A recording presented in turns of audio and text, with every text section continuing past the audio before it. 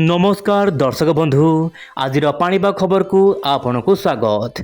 दर्शक बंधु आज भिडियो रे आलोचना करिबा आगामी 24 घंटा केमित रहइबो देशर पाणीपाग राज्यर पाणीपाग बात्या को लेकिन कौन रोचे बड़ खबर सतर कौन सृष्टि हेबो बंगोपसागर रे चलित वर्षर बात्या ता सहित दर्शक बंधु आलोचना करिबा गत 24 घंटा मध्य केउ जिले में केमित रही वर्षार स्थिति आसतु आज भिडियो रे संपूर्ण आलोचना करिबा पाणीपाग खबर।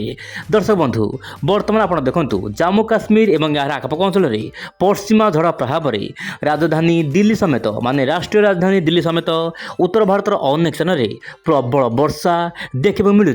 यह सहित दर्शक बंधु बंगोपसागर में गुरुचाप बलय प्रभाव में ओडिशार विभिन्न अंचल में प्रबल वर्षा जनजीवन को संपूर्ण अस्तव्यस्त कर आप मोबाइल स्क्रीन देखु गत 24 घंटा मध्य केन्द्रापड़ार राजनगर में सर्वाधिक वर्षा 101 मिलीमीटर वर्षा रेकर्ड कर जहाँ जबरदस्त वर्षा रेकर्ड कर दर्शक बंधु आपंकर केन्द्रापड़ार अनुल रे प्रबल वर्षा देखा मिली।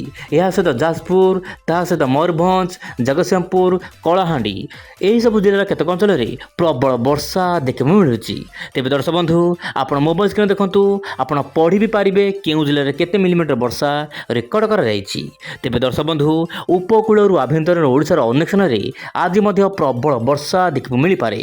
आप मोबाइल स्क्रीन देखु मालकानगिरी कोरापुट रायगड़ा गंजाम गजपति ता सहित नयागढ़ खोर्धा पुरी जगतसिंहपुर केन्द्रापड़ा भद्रक बालेश्वर ता सहित मयूरभंज केन्द्रापड़ा एमतीक रोचे केउंझर यही सब जिलार स्थाने स्थाने मध्यमरु प्रबल वर्षा केतक अंचल सामान्य भारी वर्षा देखा मिल पारे बोली जहाँ पाणीपाग तरफ येलो अलर्ट जारी करा जायछि। दर्शक बंधु तेज दर्शक बंधु वर्तमान परिस्थिति में यही पाग आगामी 14 तारिख पर्यंत देखा मिल पारे। आप मोबाइल स्क्रीन देखु आपंकर 12 कि 13 तारिख में उत्तर आभ्यंतरीण ओडिशा सहित पश्चिम आभ्यंतरीण ओडिशा ता सहित दक्षिण ओडिशार अनेक स्थान में प्रबल प्रबल केतक अंचल में एक्सट्रीमली रेनफॉल हो पारे स्थानीय स्थान होबार आशंका रही।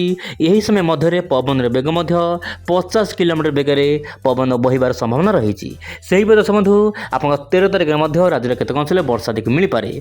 तो बात्या को लेकिन बड़ खबर आसूची कौन आप मोबाइल स्क्रीन देखु जीपीएस मॉडल बात्या आकलन करुछि तेबे बंगोपसागर सृष्टि होगा लघुचाप घनीभूत अधिक हो नपे बोली जहाँ जीपीएस मॉडल आकलन रोचे। तथापि दर्शक बंधु निश्चय पर उइटोडा चैनल समस्त खबर उपर नजर रहिबो। तेबे दर्शक बंधु आपंकर आउ एक बड़ मॉडल रही ECAIFS मॉडल जहाँ आकलन करिछि कौन आप मोबाइल स्क्रीन देखु यही मॉडल आकलन अनुसार आपंकर प्रथमे इंडोनेशिया सागर पाखरे गोटे घूर्णिबलय दाना बांधिब आपंकर 14 तारिख कि 15 तारिख बेलू किंतु दर्शक बंधु धीरे धीरे यार प्रभाव सामान्य अधिक देखा मिल पारे एवं परवर्त समय यह गोटे बात्या रूप नहीं पारे। आप मोबाइल स्क्रीन देखु तेज बात्या रूप नहीं प्रथमे यह अंडमान निकोबर द्वीपपुंज दे सामान्य उत्तर पूर्व दिग को जीव तापर दर्शक बंधु यह दिग परिवर्तन कर पश्चिमबंग कि ओडिशा उपकूल आड़ को आसीपे कि दर्शक बंधु वर्तमान समय में मुझे समस्त खबर कहबी वर्तमान समय यही अपडेट जबरदस्त भाव में परिवर्तन होबार आशंका रही कारण एत आगर कौन बात्या को सठिक आकलन करने जमारू सहज हेब ना। दर्शक बंधु से दर्शक बंधु चिंता कर कौन आशंका ना बात्या सृष्टि हो कि नहीं ता कहवा वर्तमान समय बड़ मुस्किल। तेबे यही मॉडल जहाँ आकलन रोची मुझे सामने रखा चाहिए उत्तर पश्चिम दिग को जाकि ओडिशा कि पश्चिमबंग आड़ को जापे बोली बात्या जहाँ पानी जहाँ यही मॉडल तरफ आकलन कर मॉडल हूँ ECAIFS मॉडल जहाँ कि जीपीएस मॉडल मेंबर मध्यरु यही मॉडल गोटे।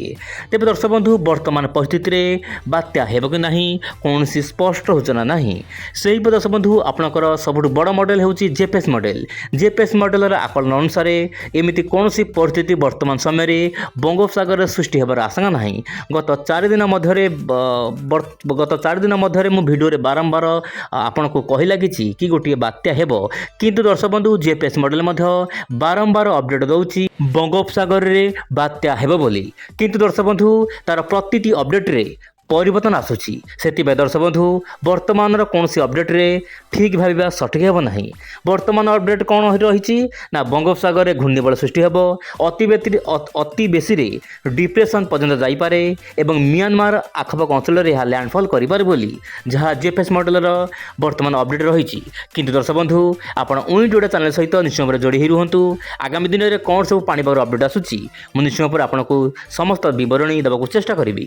ଆଜି ପାଇଁ ଏତିକି, ପୁଣି ଦେଖିବା ଆସନ୍ତାକାଲି ଆଉ ଏକ ନୂଆ ବାତ୍ୟା ଅପଡେଟ୍ରେ। ନମସ୍କାର, ଜୟ ଜଗନ୍ନାଥ ଦର୍ଶକ ବନ୍ଧୁ।